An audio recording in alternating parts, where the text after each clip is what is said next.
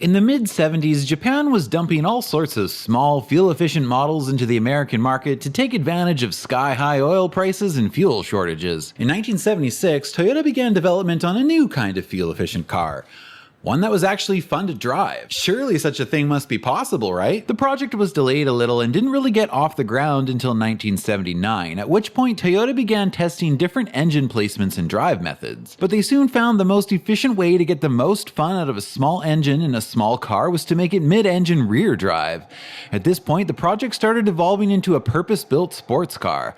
Perhaps it was time to dethrone the Nissan Z as Japan's leading sports model. The first prototype was the 1981 SAX, and already it's pretty close. After gaining approval to proceed with production by Toyota executives, the SV3 concept debuted to the public in the fall of 1983 at the Tokyo Motor Show, gathering quite a bit of attention from both the audience and press. Toyota's midship rear-drive two-seater would go on sale in 1984 as an 85 model as the first ever mid-engine rear-drive Japanese production car. This is the story of that car.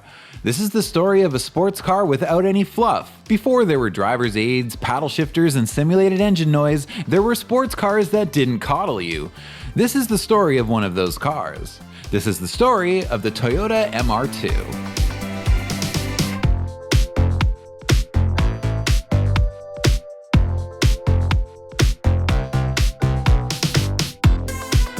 Let's start off by looking at the styling. I mean, it's just cool, isn't it? It's shaped like a wedge that cuts through the air, it's got pop-up headlights and plenty of 80s goodness. The optional spoiler is a must, it really completes the look, I think. It looks a little too plain on the back without it. The stock spoiler is enough to let you know it is a sports car without screaming for attention like some stupid 10-foot ricer wing. I also love the bird logo, the MR2 crest on the hood. Most Toyota cars had crests in the 80s, but few of them made it to the American market. The door glass is frameless, and inside I sit contoured in command. I am guided by controls that monitor functions. In a car that sparks to fun, the car and I are as one. My eyes flame orange as I race to beat the setting sun. I have a feeling this brochure wasn't written by a native English speaker, but it's alright, Toyota. The car speaks for itself. Well, it doesn't actually, it's not a Maxima, but you get it. The interior is also excellent. It's very 80s and has a slightly unusual combination of right angles and circles, but it's a sporty feeling interior with full John Davis approved instrumentation. A digital clock is standard, supportive seats, it's got everything you need and nothing you don't. Well, I guess a cup holder would be nice, but it was 1985. I really love this blue color that comes with the matching blue fabric in the interior.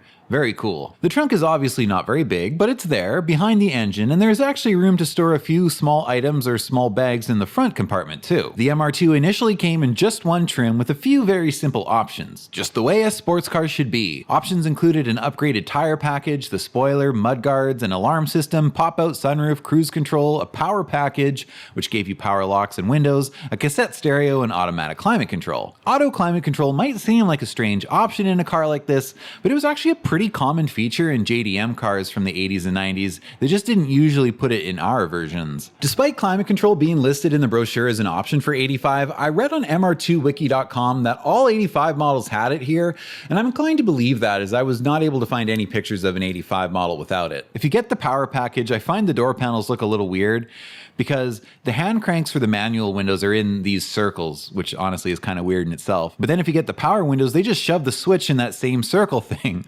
This is obviously done so that one door panel can be used whether a vehicle is equipped with that option package or not, but it does look a little weird. Standard features included an AM/FM radio, a rear defroster, a leather-wrapped steering wheel with tilt, intermittent wipers, a cigarette lighter, everything you need, none of the crap you don't. What does it have for safety features? It has seat belts.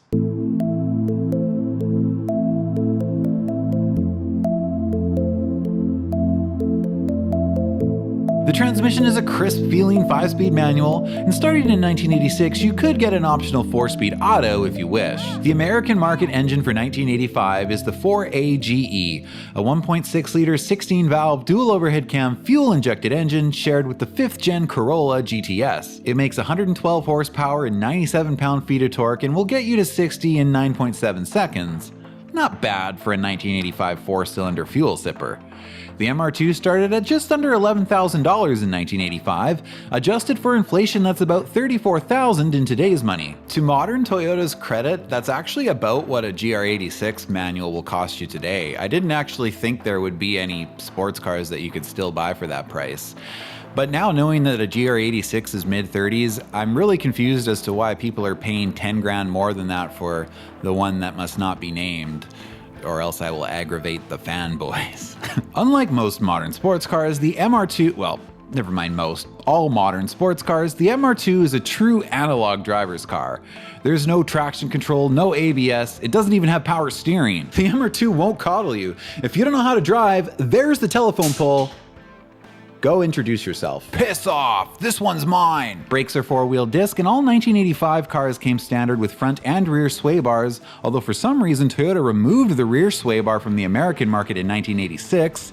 I don't really know why, but I guess cost cutting. Some early 86 models do actually still have it though, as Toyota did use up the last of their inventory of them in early 86 models. There are some other changes for 1986, the bumpers, the spoiler, and really most of the black trim that you see becomes body colored, which definitely looks better, and there's now a third brake light as that was mandated in 1986.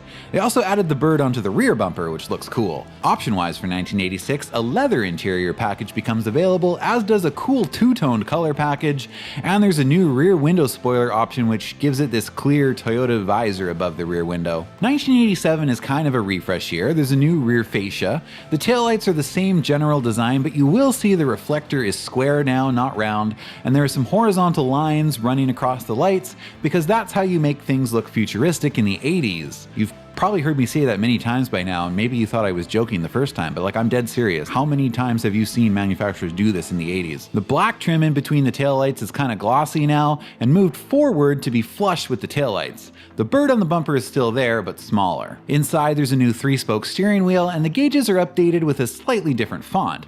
There's a new fabric pattern, the e-brake is moved to the right side of the gear shift, and there are new door panels which I think look a lot better. They don't have that weird circle now where the window regulator is. There are new radio options, including new 5-speaker systems instead of just 3, and no more automatic climate control, just a more conventional slider system. They also moved the cigarette lighter from next to the climate controls to inside this little compartment to the left of the shifter.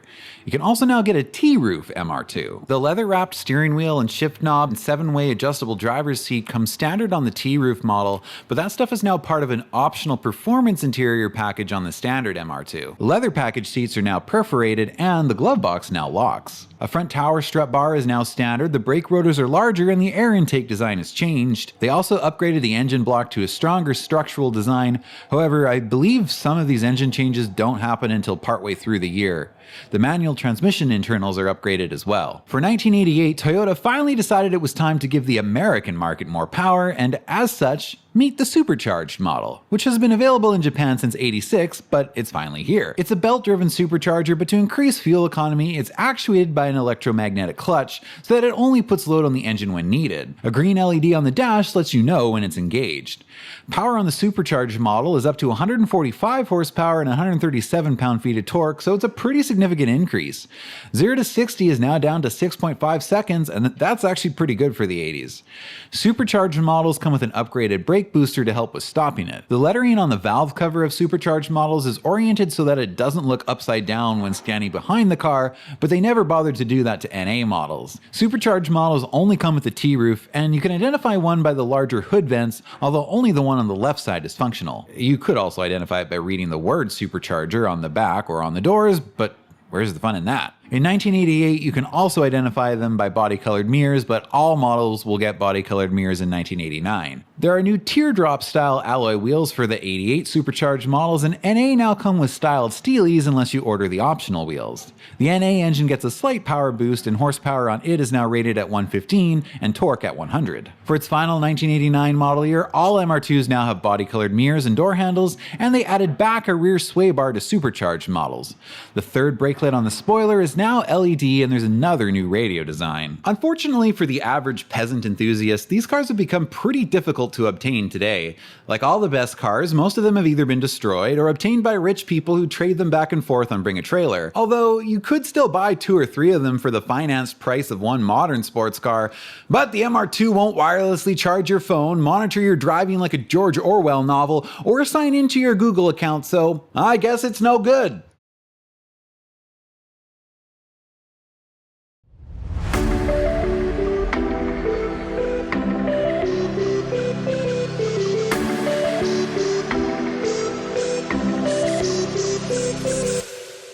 The MR2 takes a brief hiatus in America for 1990, with 89 model years being sold until March of that year, and 91 model years arriving shortly after that. First of all, what a beautiful car. This has got to be one of Toyota's best looking products. My only complaint is that the bird crest is gone. It has a drag coefficient of 0.31, retains its rear midship platform, and has a weight balance of 4752. This iteration is heavier though, and it's bigger too, 1.3 inches wider and about 8.7 inches longer than the previous generation. The inside is nice too. Leather is an optional package on both turbo and non-turbo models, and it also comes with power windows and door locks. If you want just the power options, you can opt for the power package instead. Body-colored power mirrors, 7-way adjustable seats, a 3-compartment center storage box, and fade-out dome lighting is included in both these packages if you add them to the NA model, but these items are already standard on the turbo. A tilt steering wheel and a driver's airbag is standard, and power steering and ABS is now optional on both models. Air conditioning, cruise control, the alarm system, the T-roof, or a sunroof are options as well. A rear spoiler, front air dam, fog lights, alloy wheels, and a 6-speaker cassette radio are standard on the turbo. NA models come standard with a 4-speaker radio, but there are premium cassette and CD options you can add to either model. Toyota gets a little less generous on the gauges this time around though. There is a boost gauge on turbo models, but we are now missing John Davis's favorite 2 gauges. We despair over a sports car that lacks readouts for oil pressure and volt. On NA models, the boost gauge is substituted for a voltmeter, but there's still no oil pressure gauge. The rear trunk is all you get now, as the front compartment is pretty much completely taken up by the lazy spare tire that no longer stands up straight, but this is done so that the front hood line can be lower. But let's get to the good part. The engines. The NA model uses the 2.2-liter 5S FE, an absolute bulletproof engine shared with the Camry and Celica. It's rated at 130 horsepower and 140 pound-feet of torque. I'm not saying it's the fastest engine out there, but there aren't too many mid-engine cars you can buy with Camry reliability. A 5-speed is still the standard transmission. You may option the auto on the NA model, but not the turbo. Speaking of the Camry, I'm wearing my Camry shirt today. You can get this shirt on my website, AccurateAdvice.com, as well as the other day I designed a whole bunch of MR2 shirts, and they'll be up on the site ready to go by the time this video is out, so have a look at them, see if you like any of them. Most sizes and colors are just $15, and the shirts are printed and shipped from within the US, which is where most of you are, so you'll get them fast, and there's no like customs or anything. I also made a Miata shirt. Spoiler alert, that means a Miata video is coming soon. The turbo option, taking the place of the former supercharged model, uses the 2-liter 3S GTE rated at 200 horsepower and torque. 0 to 60 is down to about 6.5 seconds. This is another sports car that won't coddle you. Drive a turbo MR2 like it's an underpowered Civic or Corolla, and you'll be getting yourself acquainted with all the Dodge Rams in the nearest ditch. What the f? Don't you know how to drive? You just hit my truck! You're gonna pay for that!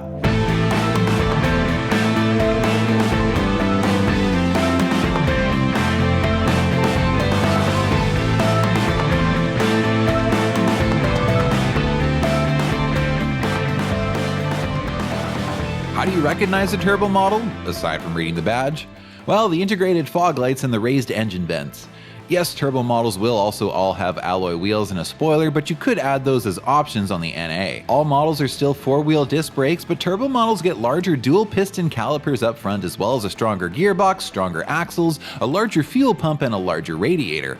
Both models get a staggered wheel setup with 195/60/14s on the front and 205s on the rear. The first update comes for the 93 model year, and in an effort to improve everyday handling, Toyota does rework the rear suspension geometry, increase the shock absorber and spring rate, and revise the front suspension to improve tracking.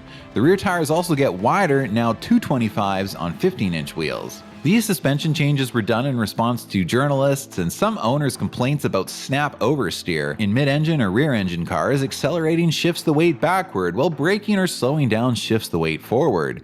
If you enter a corner with too much speed, then let off the throttle, the weight transfers forward and the rear tires can lose traction. If you don't control the steering correctly, or worse, panic and hit the brakes, well, good luck. An MR2, while certainly not inexpensive, is not supercar priced, so for many people when they came out, it was the first mid-engine car they'd ever driven. And if you're inexperienced or reckless, well, it will humble you quick. This ain't some modern Lexus that will cut the throttle for you on corners, transfer power to the inside wheel, and compensate for your sloppy steering inputs. No. If you're gonna crash, the MR2 will let you. That said though, the 93 updates did help make the car more street drivable for the average person, but you still can't drive like an idiot. Front and rear brake rotors have been made larger too. There's also a new viscous limited slip option available to turbo models. 93 models have a larger front lip, a short throw shifter with a new smaller shift knob, and upgraded transmission synchros. All US turbo models, save for a very few early production 93 models, are now T-roof cars. This generation definitely improves on the first, but it comes with a higher price tag too. Base models started around $17,000 and turbos started in the mid-20s. That means a turbo model would cost the equivalent of about $60,000 today. So it's no surprise that sales of these were already slowing down in North America. In fact, 1993 was the last model year for Canada, and the US would not be far behind. Some more changes come to the US MR2 for the 94 model year, most obviously an updated rear end with a body-colored center panel, new spoiler, and new lights. Not too much changes on the inside, but the passenger now gets an airbag as well, and the MR2 on the steering wheel has been replaced with the Toyota logo. While Europe and Japan would keep this MR2 around until 1999 with a couple more revisions, 1995 was the last year for the MR2 in the US. Some people say that a second-gen MR2 is the most dangerous car you can buy, because of its relative affordability as far as mid-engine cars go. But that reputation really stems from the fact that a lot of perhaps well-intentioned but inexperienced enthusiasts got their hands on them when they were relatively cheap, and predictable chaos ensued. The MR2 is a driver's car. No, a real driver's car. One that demands your full attention to be driven near its limits. But that's what makes these so special, because they will never, and I mean never, make a car like this again. I mean, cars are so dull and automated now that they have to put driver's attention monitors in them. Are there really that many NPCs that cars have to monitor us so we don't fall asleep when we're driving? Or maybe there's another reason they're putting these systems in. Now some people are going to say, oh, but there's rumors the MR2 is coming back. No, it's not. They might make another car called the MR2, but it's not going to be an MR2. Fast forward to the 2000 model year though, the MR2 does return for one more generation in a slightly different form this time. So let's take a look at that one.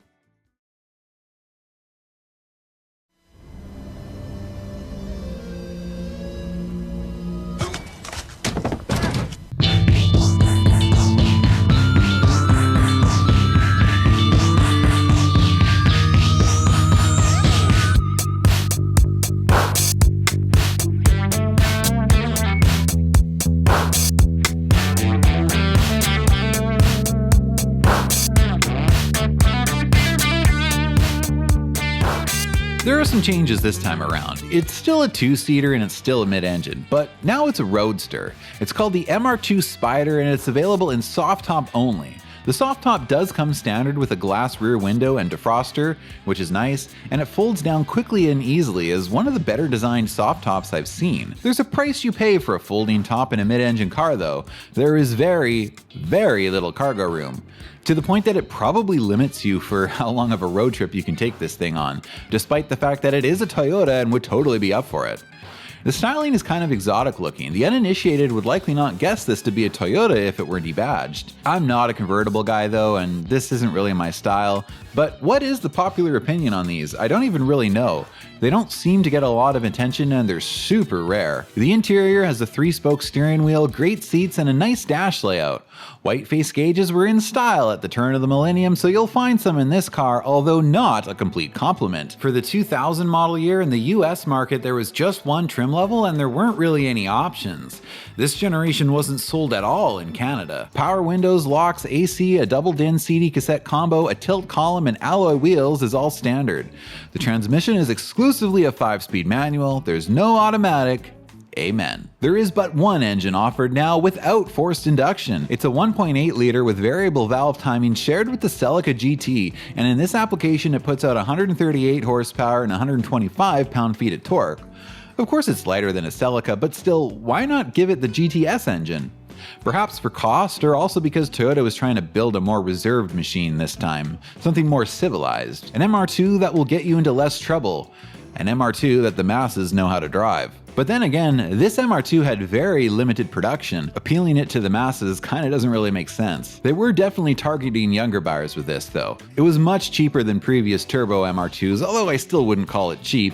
It started at just over $23,000 for its first model year, which is a little over $44,000 today. That's a few thousand more than a base Miata at the time, obviously the MR2's main competition this time around. But the Miata is a lot more practical, mainly because it actually has a trunk. Of course, a Miata doesn't come with the flex of telling people the engine is located behind you. 0 to 60 is now 7 seconds, but it's a much more predictable, easy to drive car this time around.